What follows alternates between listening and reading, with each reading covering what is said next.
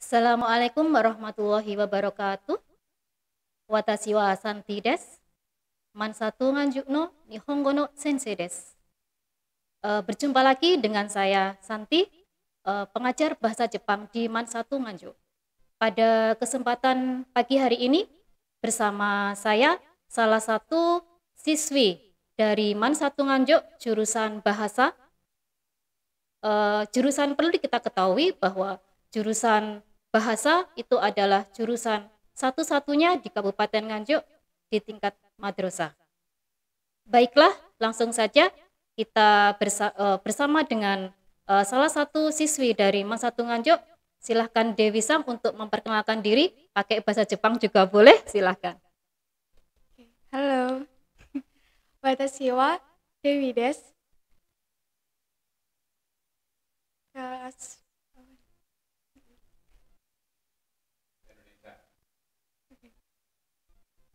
Halo, saya Dewi Aprilia Maratus Solihah dari kelas 11 bahasa. Ya, Dewi Sam, pertama kali yang ada terbesit di dalam pikiran kamu, kenapa kamu memilih jurusan bahasa? Soalnya ingin mencoba hal baru, Sensei. Seperti? Ingin mengetahui Jepang, karena ada Jepangnya di bahasa. Kalau di jurusan lain kan nggak ada Jepangnya. Oh gitu. Berarti alasan kamu memilih jurusan bahasa itu karena kamu ingin atau tertarik belajar bahasa Jepang, Ya, gitu. betul. Oke. Di jurusan bahasa itu kan kamu belajar tentang beberapa bahasa ya. Ada bahasa Jepang, bahasa Arab, bahasa Inggris gitu ya. Oke. Menurut kamu bagaimanakah karakteristik dari masing-masing bahasa itu? Kesulitan kamu dalam belajar ketiga bahasa asing itu? Kalau Jepang itu menulis Ya? sama bicaranya. Menulis kurang. ya? Iya, Ya. menulis. Menulis apa itu? Kayak hiragana sama katakana. Iya, iya. Terus? Kalau bahasa Inggris itu kosakata sama public speaking-nya belum bisa. Ya. Kalau bahasa Arab insya Allah bisa semua. Oh, kalau bahasa Arab bisa semua. Berarti kamu jago ya bahasa Arabnya. Oke. Kembali lagi di awal tadi kamu alasan kamu untuk memilih jurusan bahasa karena kamu tertarik untuk belajar bahasa Jepang. Kamu belajar bahasa Jepang sudah 2 tahun ya? Iya, 2 tahun. Menurut kamu dalam belajar bahasa Jepang itu hal tersulit apa yang kamu alami selama ini? Menghafal kosakatanya sama menulisnya. Kalau hiragana itu 1 tahun alhamdulillah udah bisa, tapi kalau katakana ini masih diajar di kelas 11. Oke.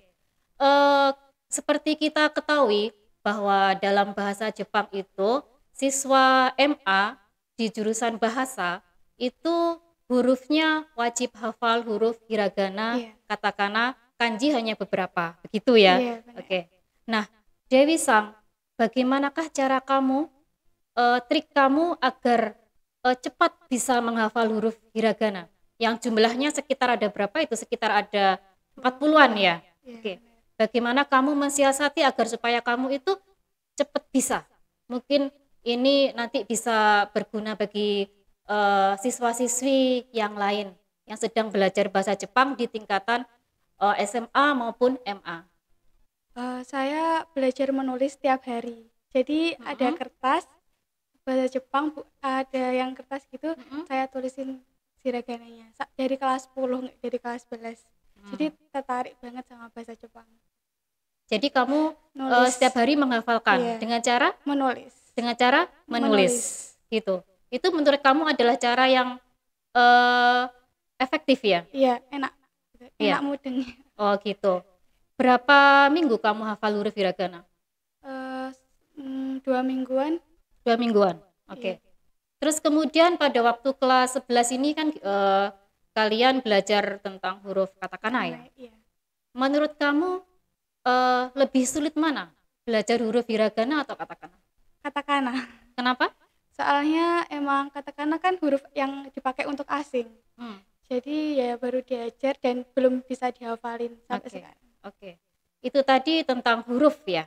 Kemudian selama belajar di jurusan bahasa, apakah kamu mengalami kesulitan-kesulitan tertentu untuk mapel-mapel yang diajarkan di jurusan bahasa selain bahasa Jepang?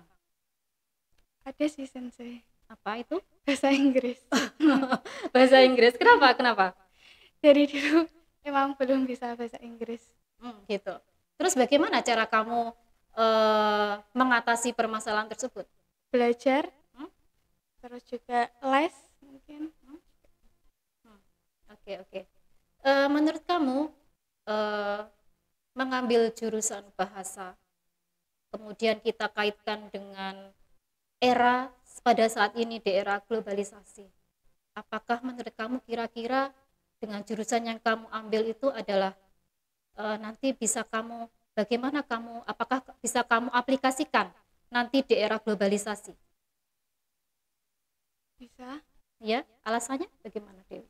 dengan komunikasi kan bahasa Karena kamu belajar bahasa beberapa bahasa asing, iya, jadi nanti pada waktu di era globalisasi itu bisa kamu aplikasikan untuk mungkin mencari iya, bekerja di perusahaan iya, asing iya. atau mungkin kamu bisa pergi ke Jepang gitu ya. Amin. Oke. Oke. Kembali lagi ke bahasa Jepang ya. Apakah kamu ada niatan untuk pergi ke Jepang? Kalau ada niatan sih ada, tapi orang tuanya itu yang susah. Kenapa? Nggak tega ninggalin anaknya ke Jepang. Karena Oh, kan gitu. jauh juga. Oh, gitu. Kak tuh udah tua juga harus ngerawat orang tua. Oke, oke, oke. Oke. Eh, belajar bahasa Jepang selain huruf tadi, kamu juga tadi sudah mengungkapkan kesulitan yang kedua adalah Menulis. menulis sudah tadi Iya. ya. Kosakata ya. Iya. Iya. Kosakata. Kesulitannya terletak di mana itu belajar kosakata bahasa Jepang? Kalau saya kan itu coba N5, Bu. N5 Oh Sensei. ya, oke, oke. N5. Itu kan harus ngafalin 800 kosakata. Oke. Susah banget. Ya, ya. Jadi memang di jurusan bahasa itu terutama untuk mapel bahasa Jepang, memang saya menganjurkan anak-anak untuk mengikuti JLPT N5 Iya, ya. iya. Kenapa saya menganjurkan seperti itu? Karena ketika anak-anak ikut JLPT ya N5, kemudian anak-anak bisa lulus dan mendapatkan sertifikat, itu memiliki peluang ya, memiliki peluang untuk bisa bekerja di perusahaan Jepang maupun ketika anak-anak memiliki mimpi untuk Ke Jepang. pergi ke Jepang bisa bekerja ataupun kuliah gitu ya. Nah, apakah kamu ada ketertarikan untuk mengikuti N5 itu ya? Iya, tertarik. Tertarik ya? Iya, Kemarin tertarik. sudah saya buat grup ya. Iya. Sudah saya buat grup N5. anak-anak yang tertarik untuk ikut N5. N5 gitu. Persiapannya bagaimana? Menurut kamu sudah browsing-browsing N5 itu seperti apa? Jumlah kanjinya berapa, kosakatanya berapa, bunponya bagaimana? Apakah kamu sudah belajar, sudah browsing-browsing, kamu sudah belajar online tentang itu?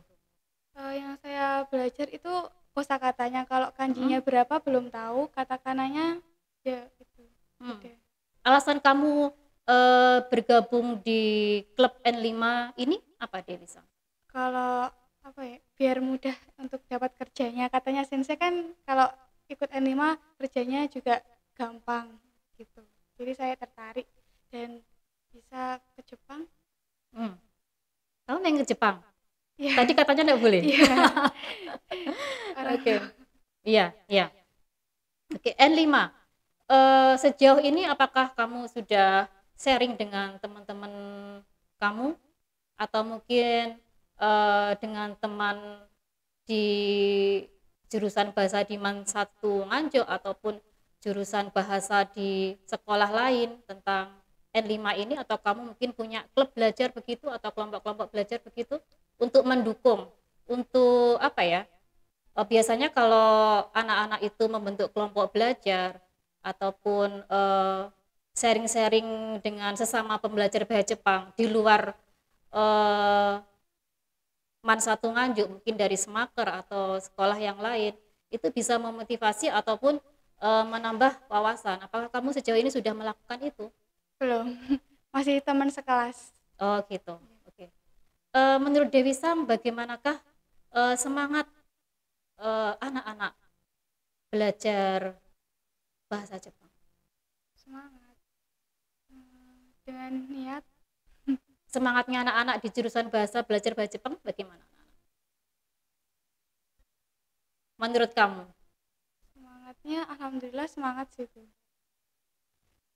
Bisa dilihat dari Rajin belajar, terus mengerjain tugas dari sensei, itu udah dilihat kalau emang bener-bener anak-anak di bahasa itu niat untuk ke Jepang kayak minat di pelajarannya Jepang. Gitu. Iya. Semangat ya. Semangat. Oke. Soalnya nggak ada di jurusan lain. Oh gitu. Iya. Oke. Kalau ini di luar bahasa Jepangnya tadi tetap kita masih berbicara tentang jurusan bahasa. Bagaimanakah semangat anak-anak juga ketika masuk jurusan bahasa di awal sampai sekarang? Kalau ada beberapa teman yang nggak semangat karena mungkin dulu salah pilih jurusan ya mungkin Bu Sensei. Maksudnya? Kayak nggak sebut orang. Kayak ada teman sekelas tapi di beberapa anak yang belum semangat belajar. Itu nggak tahu kenapa, tapi anak-anak yang lain juga ingin semangat di jurusan bahasa, tapi ada juga yang belum semangat di kelas. Kalau kamu pribadi, kamu merasa minder nggak masuk di jurusan bahasa? Kalau pertama sih minder Bu. Kenapa? Tapi takut saingannya pinter-pinter. Saingannya pinter-pinter maksudnya? Di kelas bahasa. Mindernya karena itu, Iya. Bukan karena jurusan bahasanya ya? Bukan. Oh iya. Kalau anak-anak yang lain, menurut kamu bagaimana? Kalau anak-anak yang lain ya ada beberapa anak yang minder di jurusan bahasa karena kayaknya di jurusan bahasa ini nggak bisa kerja gitu, susah nyari kerjanya katanya, ada yang gitu, mindernya ada yang. Oh gitu. Ada yang mempunyai anggapan seperti itu? Ada. Oh Dari gitu ya. kelas dulu dari kelas 10. Oke. Ya. Apakah kamu pernah mendengar tanggapan-tanggapan dari jurusan lain tentang anak bahasa? Ataukah mungkin setelah melihat anak-anak bahasa yang mengambil jurusan bahasa ini, belajar bahasa ini, mungkin ada ketertarikan untuk belajar lebih dalam tentang ini? Apakah kamu pernah mendengar seperti itu? Belum pernah. Oke.